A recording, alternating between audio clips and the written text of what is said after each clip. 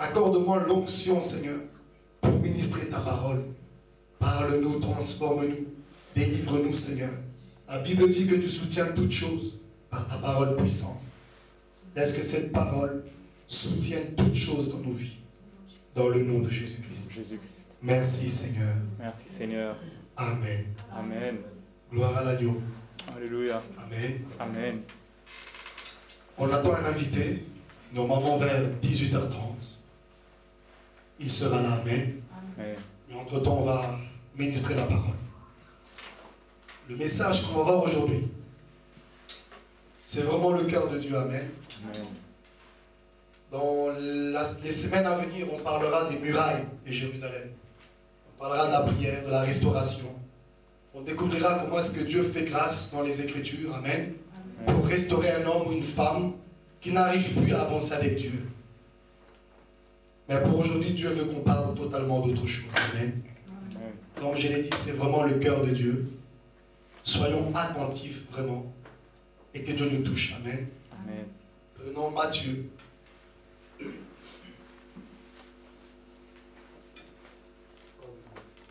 Matthieu 18. C'est vraiment un long chapitre. On va essayer de le couper en 3. On va le voir aujourd'hui. On va le continuer mardi, jeudi et dimanche prochain. Amen. On sera vraiment bénis. Chapitre 18, verset 15. Si ton frère a péché, va et reprends-le entre toi et lui, seul. S'il t'écoute, tu as gagné ton frère. Mais s'il ne t'écoute pas, prends avec toi une ou deux personnes afin que toute l'affaire se règle sur la déclaration de 2 ou de 3 témoins. S'il refuse de les écouter, dis-le à l'Église. Et s'il refuse aussi d'écouter l'Église, qu'il soit pour toi comme un païen et un publicain. S'il te plaît, Pasteur Harry, tu peux diminuer un peu, s'il te plaît. Verset 18. Je vous le dis en vérité, tout ce que vous lirez sur la terre sera lié dans le ciel. Et tout ce que vous délierez sur la terre sera délié dans le ciel. Je vous dis encore que si 2 d'entre vous s'accordent sur la terre, alléluia,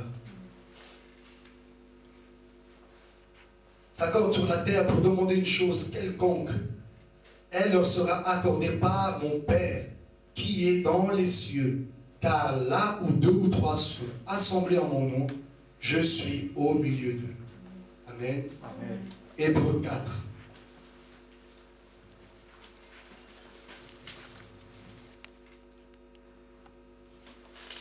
Verset 16. Approchons-nous donc avec assurance du trône de la grâce, afin d'obtenir miséricorde et de trouver grâce, pour être secouru dans mon besoin. Genèse. Genèse 3, verset 7. Les yeux de l'un et de l'autre s'ouvrirent. Ils connurent qu'ils étaient nus, et ayant cousu des feuilles de figuier, ils s'en firent des ceintures. Alors, ils entendirent la voix de l'Éternel, Dieu, qui parcourait le jardin vers le soir. Et l'homme et sa femme se cachèrent loin de la face de l'Éternel Dieu, au milieu des arbres du jardin. Éphésiens. Alléluia.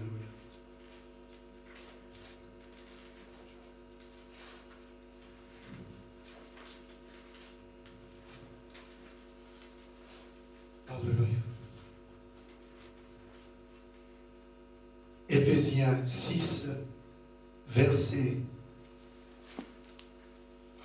14. Tenez donc ferme. Ayez à vos reins la vérité pour ceinture. Revêtez la cuirasse de la justice. Ayez à vos reins la vérité pour ceinture. Amen. Amen. Profond ce qu'on va voir aujourd'hui. Profond les amis. On va parler du chiffre 7. Prophétiquement, que veut dire le 7 selon Dieu? Amen. Amen. Et on parlera du 7 selon le monde. Le 7 selon la sorcellerie. Profond. Mais ça, je pense à ça la semaine prochaine. Amen. Amen. On a vu Adam et Ève vont pécher.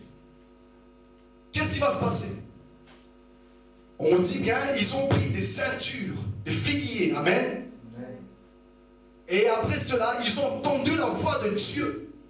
Et ils se sont cachés. Ils ont fui loin de la face de Dieu. Et dans Éphésiens, on dit, mettez à vos reins la ceinture de la justice, la ceinture de la vérité. Donc dans la parole de Dieu, la ceinture révèle la vérité. Voilà la vérité. Mets-la, attache-la à ton rein. Et on dit dans Hébreu qu'on a lu, approchons-nous donc avec assurance du trône de grâce. Voilà la vérité. Approchons-nous du trône de grâce. Ce que le monde nous présente n'est pas la vérité. La ceinture de figuier pousse Adam à s'éloigner de Dieu. Mais la ceinture de Christ, la vérité, nous pousse à nous approcher de Dieu. Amen. Amen. Profond ce que nous allons voir. Reprenons Matthieu 18. Verset 15. Si ton frère a péché, va et reprends-le entre toi et lui seul. S'il t'écoute, tu as gagné ton frère. Mais s'il ne t'écoute pas, prends avec toi une ou deux personnes afin que toute l'affaire se règle sur la déclaration de 2 ou de 3 témoins. S'il refuse de l'écouter, dis-le à l'église. Et s'il refuse aussi d'écouter l'église, qu'il soit pour toi comme un païen et un publicain. Je vous le dis en vérité. Tout ce que vous lirez sur la terre sera lié dans le ciel. Et tout ce que vous délirez sur la terre sera délié dans le ciel. Ce qui m'a touché dans ce verset, c'est le 15. Si ton frère a péché, va et reprends-le entre toi et lui seul. Va. Christ envoie les apôtres. Si ton frère a péché, si ton frère n'écoute pas, prends deux témoins. Essaye de parler. S'il n'écoute pas les témoins, va à l'église. S'il n'écoute pas l'église, ne lui parlez plus. Qu'il soit pour vous un païen, un publicain. Pourquoi Christ enseigne ça? Est-ce que Christ ne veut pas qu'on pardonne à son prochain? Si. C'est même lui qui enseigne le pardon sur la croix en disant, Père, pardonne-les, car ils ne savent pas ce qu'ils font. Mais ici, Christ dit, si ton frère a péché, c'est grave. Quelqu'un qui pêche doit être pardonné. Mais ici, Christ dit, pas question. S'il a péché, essaie d'arranger. Il n'écoute pas, va le dire à l'église. Il ne veut pas arrêter. Ne lui parlez plus. Il est devenu un païen. Est-ce que Dieu enseigne la séparation, la division, la méchanceté? Non. Il sait ce qu'il est en train de faire.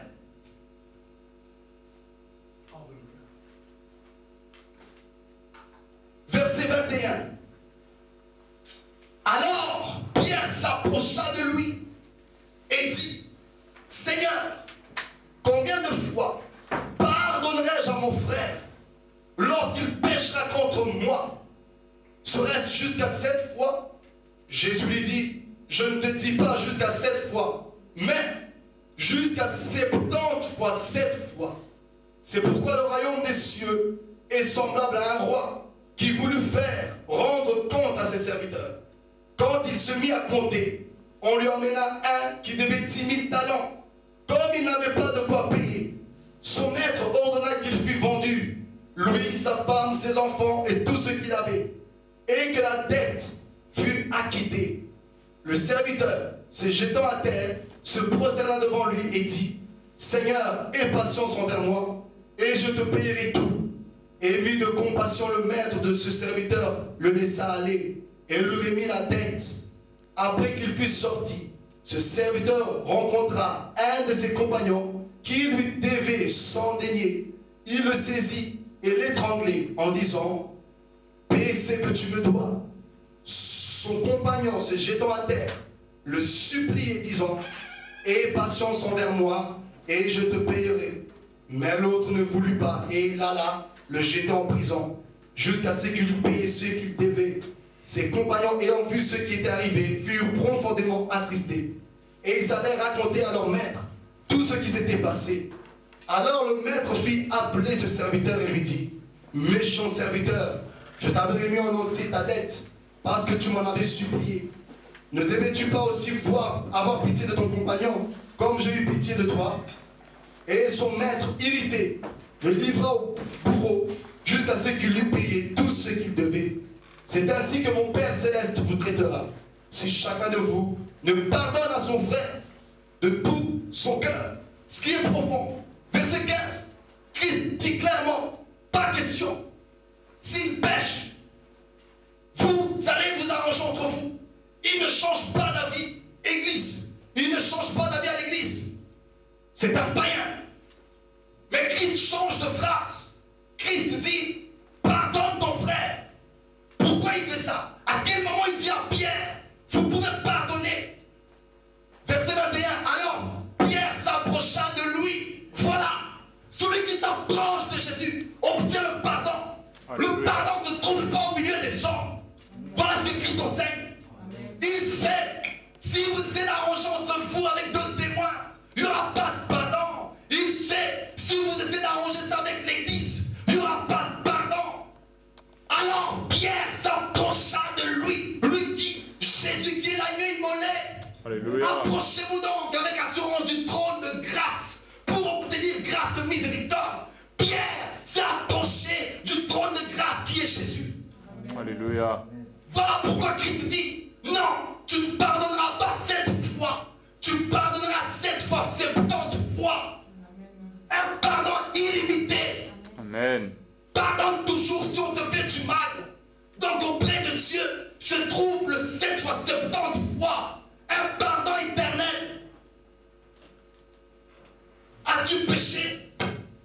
As-tu un problème? Ne t'approche pas des hommes. Le pardon se trouve en Christ. C'est lui l'agneau immolé. C'est Christ qui est mort pour toi. Ce n'est pas l'Église. Ce n'est pas les anciens. Ce n'est pas les deux témoins. C'est Christ. Alléluia. Voilà la bonne nouvelle. Christ vous pardonne. En Christ, il y a le pardon. En Christ, il y a la rédemption. Si Pierre ne se serait pas approché de Christ, Christ n'allait pas nous révéler le 7 fois, 70 fois. Verset 15. Si ton frère a péché, va. Va. Il n'a pas dit viens. Mais verset 21. Alors Pierre s'approcha de lui. Lorsque tu vas, il n'y a pas de pardon. Mais lorsque tu viens, tu es pardonné. Voilà. Le parabole, alléluia, de l'enfant prodigue. Il est reparti chez son père. Son père l'a pardonné. Amen. Il a tué pour lui un veau gras. Il lui a donné un anneau et un manteau. Il a acquis à bras ouverts. Le pardon n'était pas lorsqu'il était avec les porcs, lorsqu'il mangeait à l'extérieur, lorsqu'il mangeait le reste des animaux. Mais lorsqu'il est venu auprès de son père, il a obtenu miséricorde. L'autre frère fut jaloux, il était méchant. Pourquoi lui pardonnes-tu, père? Il a tout gaspillé, il est parti, il a vécu dans la débauche. Moi, j'ai toujours été avec toi. Tu n'as jamais apprêté un veau gras pour moi. Il a attristé le cœur de son père en disant, ces abominations, le père lui dit, mais tout est à toi. Tu es toujours ici. Mais son dans la joie parce qu'il était mort. Il a retrouvé la vie. Alléluia. La vie, le pardon, les amis, c'est auprès de Christ. As-tu péché plusieurs fois? N'arrives-tu pas à sortir d'un péché? Approche-toi de Christ. Ne fais pas comme Adam. Il se fait une ceinture de figuier et il se cache. Il fuit. Ne fuis pas Dieu quand tu pêches. Approche-toi de lui. Le pardon est en lui.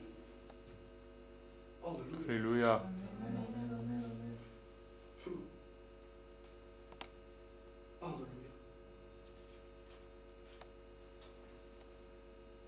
Alors Pierre s'approcha de lui et dit, Seigneur, combien de fois pardonnerai-je à mon frère lorsqu'il péchera contre moi? Alors que là, dans le 15, si ton frère a péché, la même phrase, s'il a péché, et là Pierre dit, si mon frère a péché contre moi, mais c'est la même chose. Parce que Christ sait, il lui dit, va, s'il a péché, va. Va ne veut pas dire approche-toi de moi. Donc quand tu pêches et que tu ne t'approches pas de Dieu, tu risquerais d'être banni, tu risquerais de rater le ciel.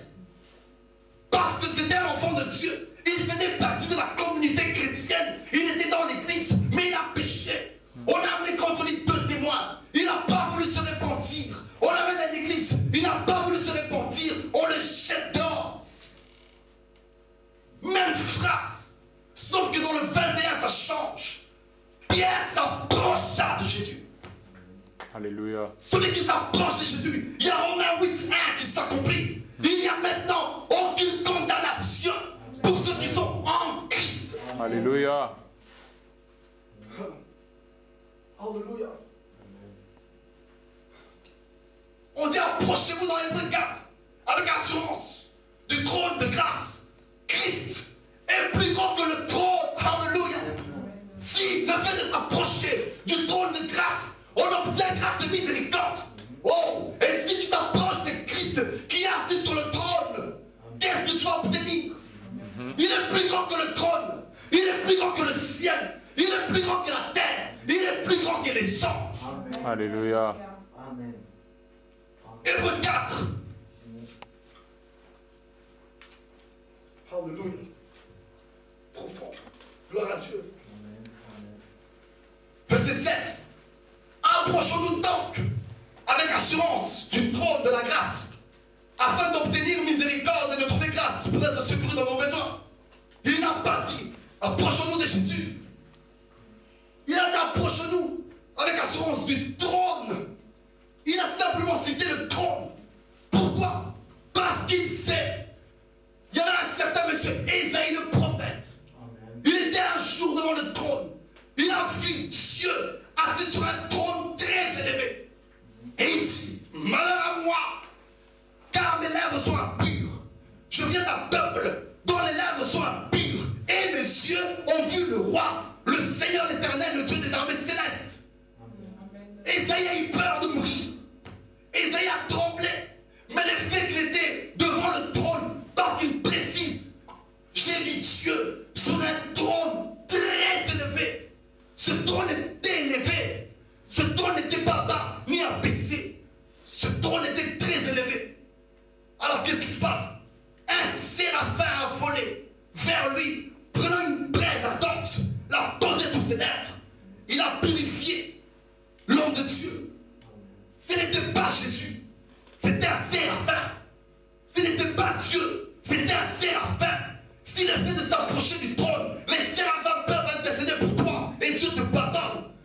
Il y a plus que le trône, il y a plus que les séraphins. Amen. Il y a Jésus, bien compris. Il s'approcha de Jésus. Mais qui est ce Jésus? L'agneau immolé, celui qui doit mourir à la croix pour les hommes, celui qui est venu porter le péché des hommes. Il est obligé de te pardonner. Alléluia. Il n'y a pas un péché que Christ ne puisse pardonner. Amen. Alléluia, Jésus. Il est plus grand que le trône. La Bible dit, les cieux ne peuvent le contenir. Amen. Le trône est dans les cieux des cieux. Ça ne contient pas Dieu. Amen. Il est dans ton cœur, près de toi, dans ta bouche. Si tu confesses que Jésus-Christ est Seigneur, tu seras sauvé. Amen. Quand tu pêches, confesse. Alléluia. Ne fuis pas. Ne tarde pas. Ne t'éloigne pas.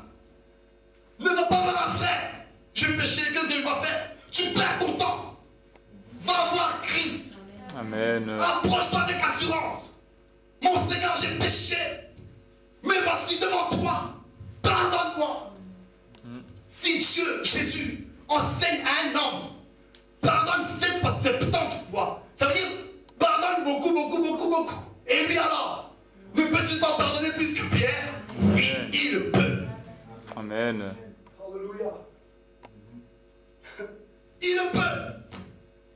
Je suis tombé dans le même péché. Je n'arrive pas à m'en sortir. 7 fois, 70 fois. Je ne suis pas en train de prêcher le péché. En disant péché quand vous voulez, Dieu pardonnera. Non. Il y a certains péchés que Christ ne pardonne pas. Le blasphème contre l'esprit. C'est écrit dans Matthieu 13. Tout péché vous sera pardonné contre le Fils de l'homme. Mais tout blasphème contre l'esprit, Dieu ne vous pardonnera ni dans ce siècle, ni dans le siècle à venir. Soyons prudents. Tout péché n'est pas pardonné devant Dieu. Tu pêches contre Christ, tu es pardonné. Tu pêches contre ton prochain, tu es pardonné. Mais ne touche pas à l'Esprit Saint. Amen.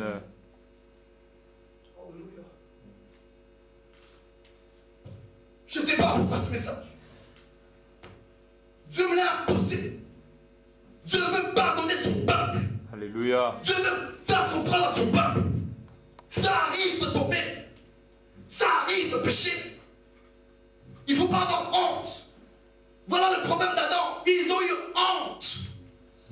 Ils se sont cachés. Ils ont fait une ceinture de figuier. Ceinture, c'est l'image de la vérité. Ne fais pas de cette honte la vérité. Ce n'est pas une vérité. C'est-à-dire, dans mon état là, rien ne peut changer. Je resterai le même. Non, ce n'est pas la vérité. Tu peux t'en sortir. Amen. Tu peux t'en sortir. Yes. Il y a une solution quand tu pêches. Tu n'arrives pas à arrêter de te masturber. Tu n'arrives pas à arrêter de voler, de mentir, de boire l'alcool. Je ne sais pas quel péché tu commets. Nous les Congolais, nous pensons que le péché au plus haut degré, c'est la publicité. Mais non. Tout péché produit la mort. Devant Dieu, tout péché n'est pas bon.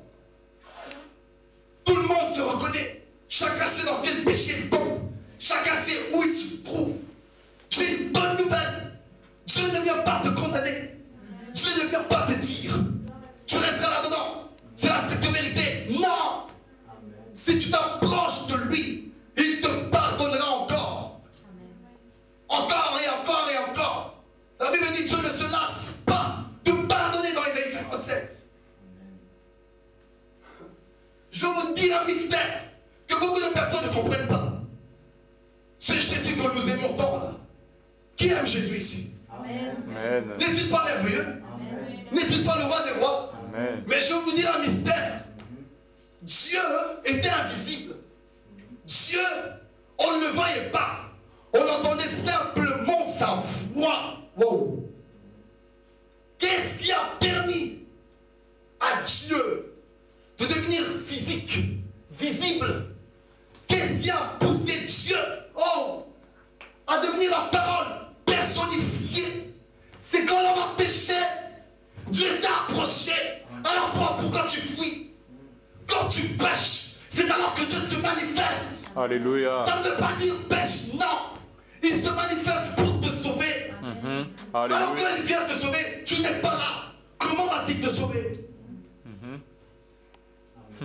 Gloire à Dieu. Adam a péché. Et Dieu va dire, la postérité de la femme écrasera la tête du serpent. Donc Jésus que nous connaissons, que nous aimons, il est venu dans le monde parce qu'Adam a péché. Maintenant on peut voir Jésus. On peut parler avec Jésus. On peut vivre avec Jésus. On connaît l'identité de Jésus. Alléluia. Mais il a accepté de se révéler pleinement en tant que Dieu parce que l'homme a péché. Il n'est pas venu en tant que Dieu parce que l'homme vivait dans la sainteté. Non. Il est venu, on l'a vu visiblement parce que l'homme est tombé. Alors Dieu est venu sur terre pour son fils ou sa fille. Dieu n'est pas limité. Rien n'empêche Dieu. Pour ton salut, Dieu quitte le ciel. Il descend pour te pardonner. Voilà la loi de Dieu. Donc Christ est venu parce qu'Adam a péché. Adam ne serait pas tombé. On n'aurait jamais connu le nom de Jésus-Christ. Parce que Jésus veut dire sauve-nous du péché. Il m'a sauvé qui ici l'homme n'a pas péché.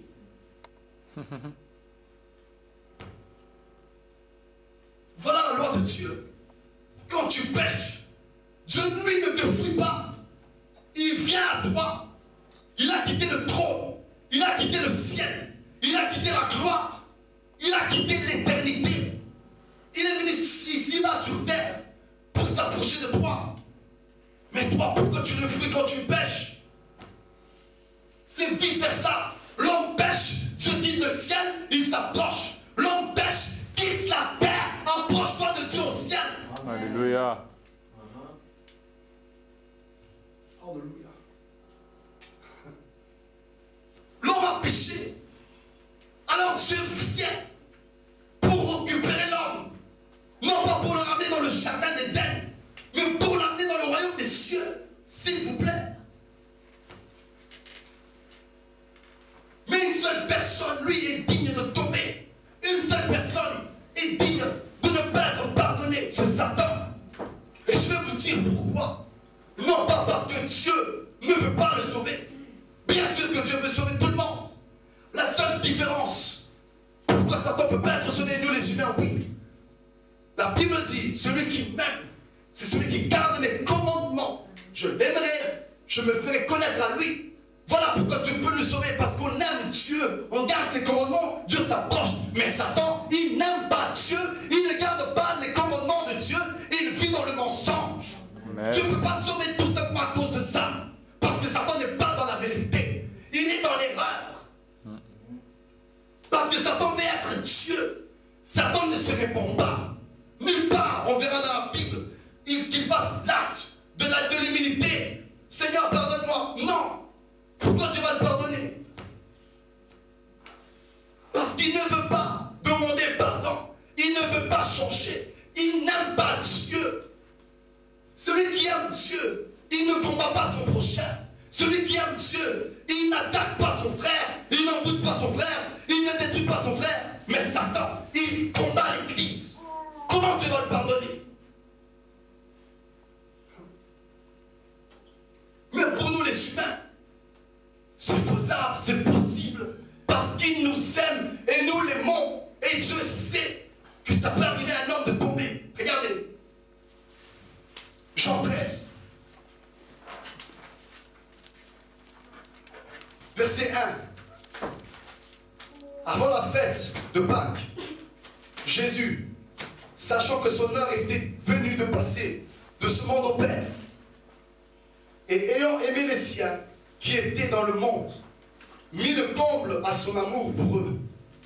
Pendant le souper, lorsque le diable avait déjà inspiré au cœur de Judas Iscariote, fils de Simon, le dessein de le livrer, Jésus, qui savait que le Père avait remis toutes choses entre ses mains, qu'il était venu de Dieu et qu'il s'en allait à Dieu, se leva de table, ôta ses vêtements et prit un linge dont il se saignit.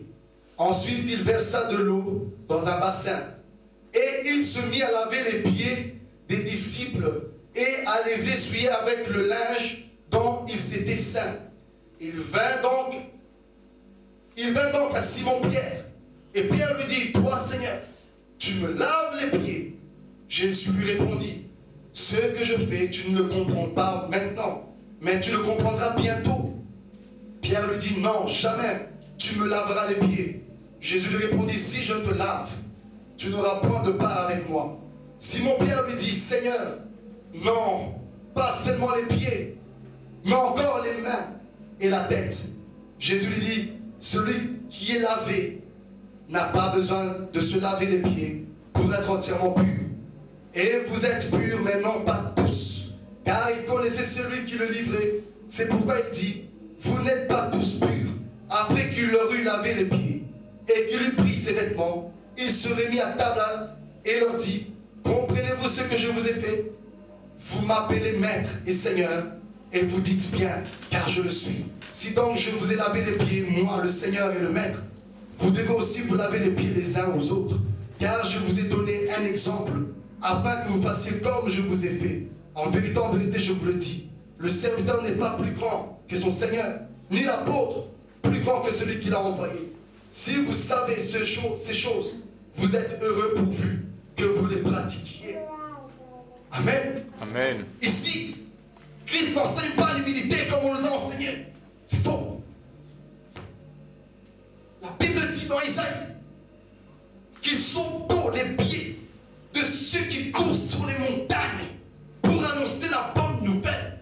La Bible dit dans Genèse 3, la postérité de la femme t'écrasera la tête et tu lui blesseras le talon.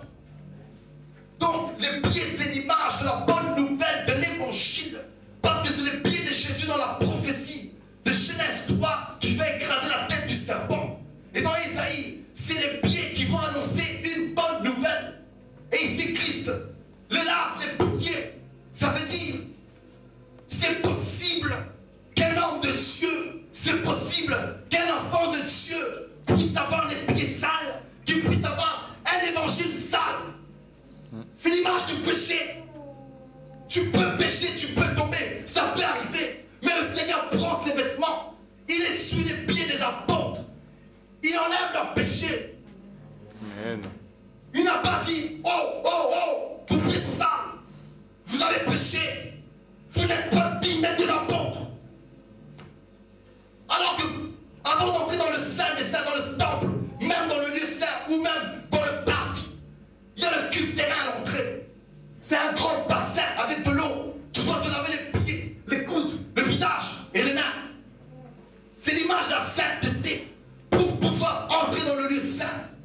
Si tu ne te laves pas, Dieu peut te tuer dans l'Ancien Testament. Et là, on a plus que le temple. On a l'agneau, il y a Christ, le Seigneur. C'est lui qui accepte de s'abaisser, de s'humilier et de laver leurs pieds. Leurs pieds étaient sales. Leur évangile était sale. C'est l'image du péché. Ils ont péché. Mais Christ n'a pas condamné. Christ a lavé leurs pieds. Amen. Il les enseigne à faire la même chose entre eux.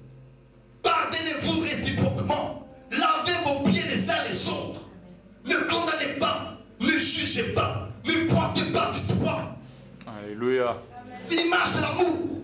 C'est l'image du pardon dans Jean 13. C'est l'image de la rédemption. Il a pris ses propres vêtements. Ça veut dire sa propre vie, son propre temps pour les laver. Quel Dieu d'amour.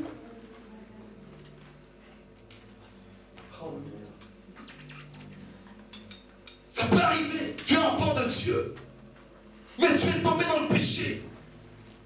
Christ se fera un plaisir de laver tes pieds pour que tu sois saint, pour que tu sois pur. Christ a remarqué, il leur dit, Pierre, si je ne te lave pas les pieds, tu n'auras pas part avec moi. Tu n'es pas pur, Pierre. Ton corps est propre, mais seulement tes pieds. Ça veut dire, tu pratiques la loi de Dieu, tu aimes Dieu, mais il y a encore un péché que tu commets souvent. Il y a encore un péché qui est resté. Le défaut de la conversion. Pour les apôtres, c'était leurs pieds. Leurs mains étaient propres. Leur tête était propre. Mais leurs pieds étaient encore sales. Tu peux être chrétien pendant 20 ans. Mais il y a encore un péché qui te colle. Christ n'est pas venu les condamner. Christ a lavé leurs pieds. Amen. C'est une bonne nouvelle.